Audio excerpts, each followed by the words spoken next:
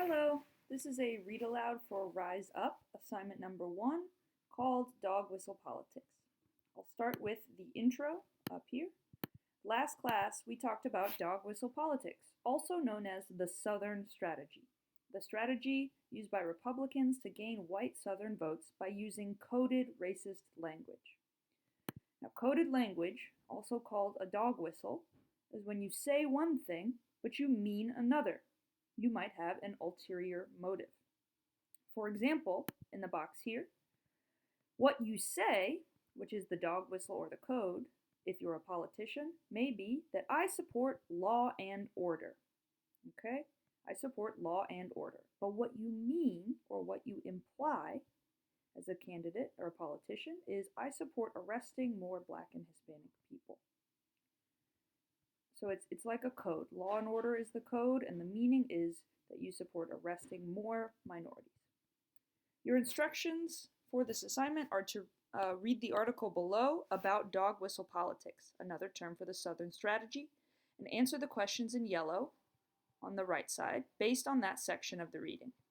So I'm going to read the text, and as we come across notes or questions, I will read those aloud too.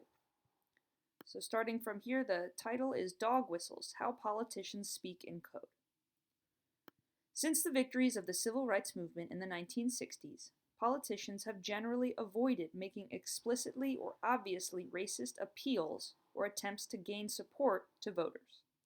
Instead, they have sometimes used coded words and phrases, so-called dog whistles, that aim to speak to biases of race, religion, or ethnicity without saying so outright. Since there's a star here, let's look on the side at the note. They are called dog whistles because a dog whistle is a type of whistle that only dogs can hear, not humans. With coded language, politicians can say words that Southern whites will hear as being about race, but others hear as general non-racist policies. Now back to the reading. Both Democrats and Republicans have been accused of using dog whistles. So now our next paragraph, there's a question over here that we can read for. In your own words, what are dog whistle politics or the Southern strategy? You can use this sentence starter if you'd like. So starting back over here, dog whistle politics are ways of making racist comments that appeal to Southerners in subtle or hidden ways. As historian Robert Brent Toplin wrote in a December 10, 2015 article for HistoryNewsNetwork.com, President Richard Nixon won the 1968 presidential election by promoting a Southern strategy. That, too, was an example of dog whistle politics. The Republican candidate Nixon blamed many of America's problems on blacks, but not through specific language that mentioned race. H.R. Haldeman, Nixon's close advisor, said, the key is to devise a system that recognizes this while not appearing to. Rather than refer directly to arresting more blacks, Nixon promised law and order. So based on those two paragraphs, answer the question on the right over here. Let's keep reading. Many elements factored in Ronald Reagan's presidency. Ronald Reagan over here on the side was U.S. president from 1981 to 1989. And back to the reading. Indirect references to race were only part of the mix. Reagan defended his positions on principle, political beliefs, not prejudice, discrimination, or racism. He had opposed or disagreed with the Civil Rights Act and the Voting Rights Act, which over here on the side, where the star is, we can see those two acts were laws passed during the Civil Rights Movement that ended segregation and literacy tests, giving more rights to African Americans.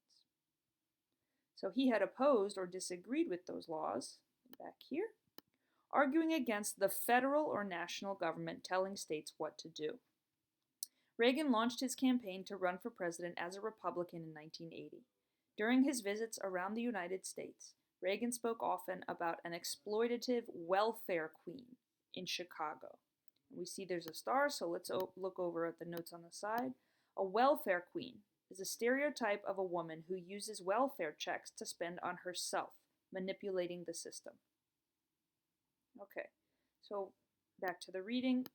Reagan spoke often about the welfare queen in Chicago, and listeners understood that the lady was a black woman. He used this to argue that the government should not pay for programs like welfare.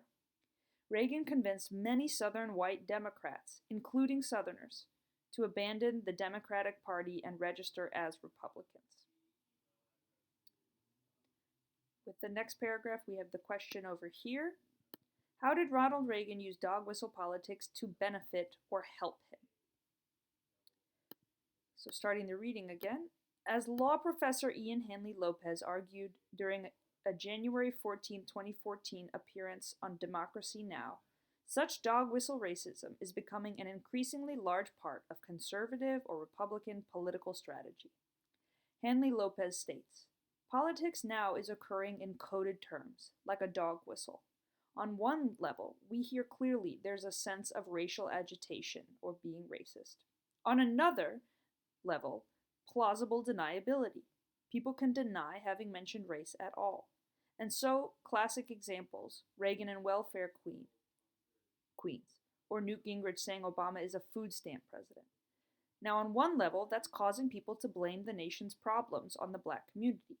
On another, of course, Newt Gingrich can turn around and say, I didn't mention race. I just said food stamps. In fact, he can go further and say, it's a fact, as if there isn't a sort of racial undertone or secret meaning there. So use these two paragraphs to answer this question here. Next section. The question for the next section is, what is one effect or outcome of dog whistle politics? So starting the reading here, politicians are using these sort of coded appeals to say to people two things. One, the biggest threat in your life is not concentrated wealth or wealthy people. It's minorities. And two, the government coddles or spoils, treats them too nicely, minorities. And all these government assistance programs, like welfare, food stamps, etc., it's all about giveaways to minorities. These politicians argue that the government is taking your taxes and giving them to undeserving minorities. So when we think about why it is that so many people would, in the middle of an economic crisis, would vote to slash taxes for the rich and support cutting social services, programs like welfare, food stamps, etc., partly, in fact, I'd say primarily, they're doing so because of the sort of racist arguments carried out with dog whistle politics. So use that to answer the question over here about one effect of dog whistle politics. Then the final section. The question here on the right is, how has the role of racism in politics changed since the civil rights movement? We're not saying that race has entered politics recently. We're saying racism has been central to American politics for centuries, but it has changed form. After the civil rights movement, you couldn't use open slurs. It's political suicide now for any politician to use an open racial slur, so that the new public racism is coded. It always operates on two levels. On one level, triggering racial discord or racist disagreements and fights. On another, allowing the politician or speaker to deny they were being racist. So again, use that to answer this question on the right, and that's it. Make sure you email me or send a note or a comment if you have any questions. Thank you.